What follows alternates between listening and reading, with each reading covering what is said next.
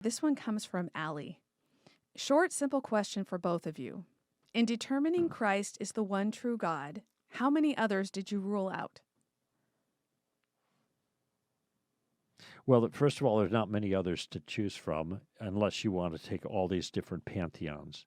Um, my what I don't think is required, although there are a number of people who have actually done this, but what I don't think is required is that you you have a multiple choice and you find the best choice.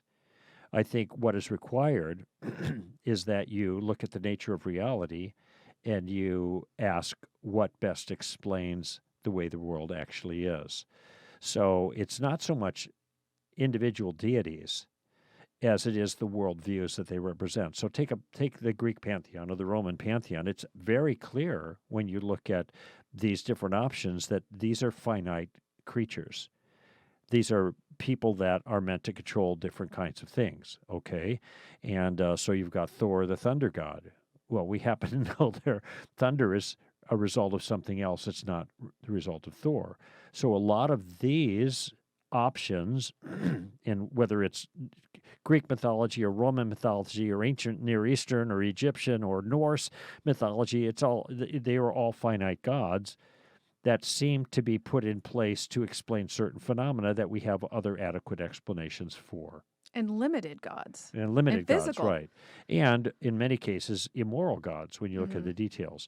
So I don't feel a compulsion to look at, well, wait a minute, let's talk about Zeus. No, let's talk about who's the guy with the trident, the sea god, because I like fishing, Poseidon? Poseidon, let me just check to see him. I have no reason to believe he's real, but I have very good reason to believe that there is a God over a God, transcending the physical universe that is responsible for the physical universe. Why? Cosmological arguments. There's a number of them, and all of them are meritorious. They are better than the options. The alternative, that everything came from nothing, may be possible. Is it the best explanation for the way things are? Not hardly. That some self-existent being created everything else, that makes more sense.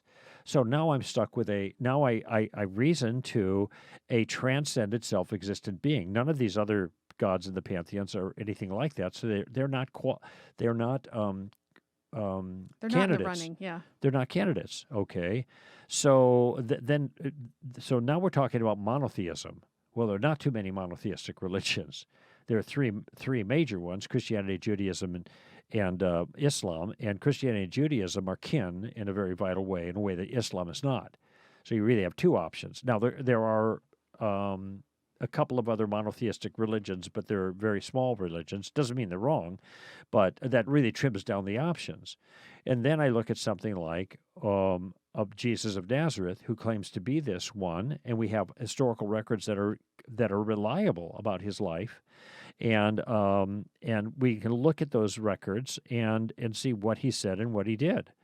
Now, if this person claimed to be the God of the universe, the one that we're looking for, and then he was brutally executed and 3 days later raised himself from the dead, I would say he's a pretty good candidate for the real McCoy, or the real thing, for those who don't remember the real McCoys.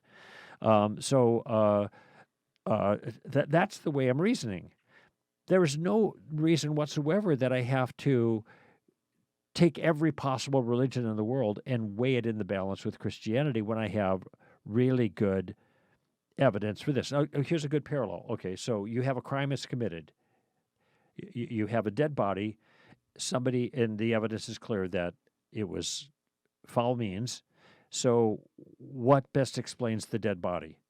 Okay, you don't have to interview every human being in the state or in the city.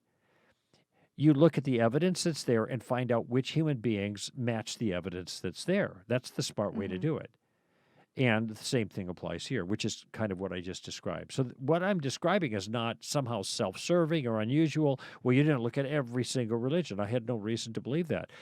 What I have here with Christianity, given, first of all, theism as a disqualifier of a whole bunch of other things based on the evidence. And then I look at the theisms that are in question, and I see the evidence in the person of Jesus of Nazareth, for example, as really compelling. Then I have made a reasonable choice. And I'm not, it can't be somehow faulted because I didn't put the Trident guy through the ringer. What's his name? Poseidon. Poseidon through the ringer. I love that analogy of the detective looking into Homicide. yeah, so I let's say you knew for a fact that it was a male. You don't have to go to every female and rule her out Right. if you already know it's a male. Mm-hmm. Yeah, so that's a great analogy, Greg. I like that.